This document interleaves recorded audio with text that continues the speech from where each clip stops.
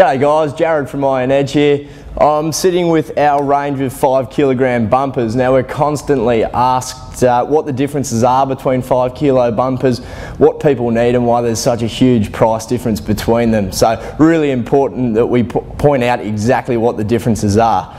Now original bumper plates, look, if you go back a decade, they were an extremely expensive commodity. It's only been in the last few years that we've actually been able to manufacture plates that can cope with Olympic lifting, with powerlifting, and now more recently with CrossFit.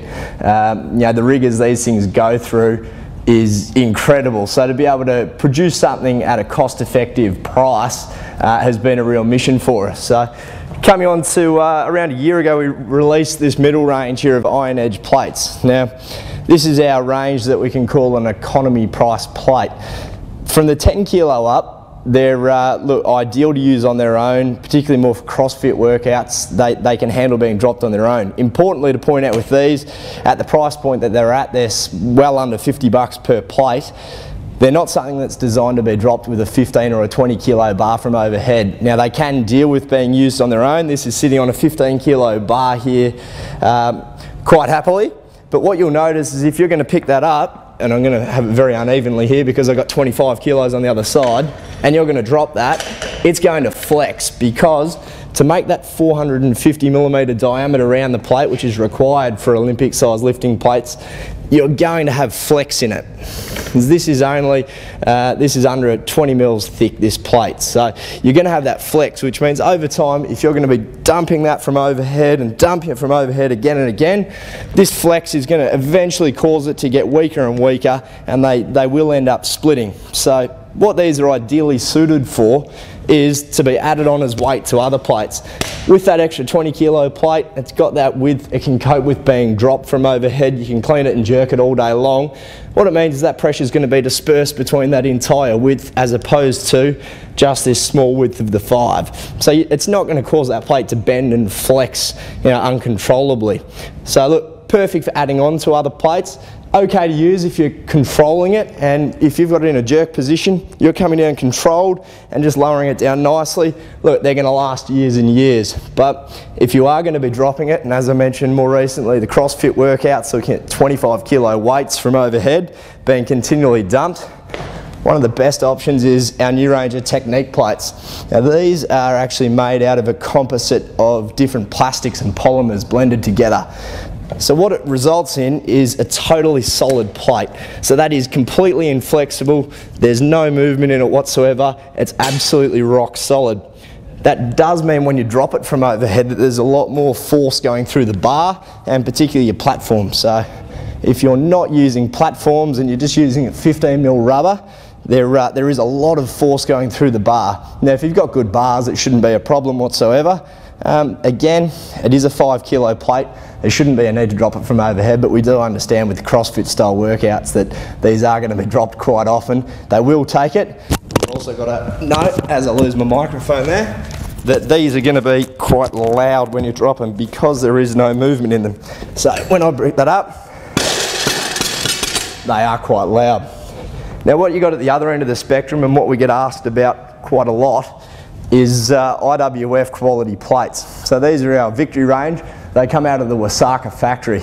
So these are an engineering marvel. To make a plate that is a 450 millimeter diameter and have that real density to cope with Olympic lifting is basically unheard of, other than the 5 IWF certified factories worldwide, so 6. So what you've got here is a completely solid central disc and a little bit wider diameter. So as I said, they're a tough plate to make, which means they are rather expensive, and you're looking generally north of the 200 mark. If you look at something as well known as an Eleiko, you're looking at about 400 bucks per plate for a 5 kilo. That being said, they're still unwarranted for a $400 Eleiko plate.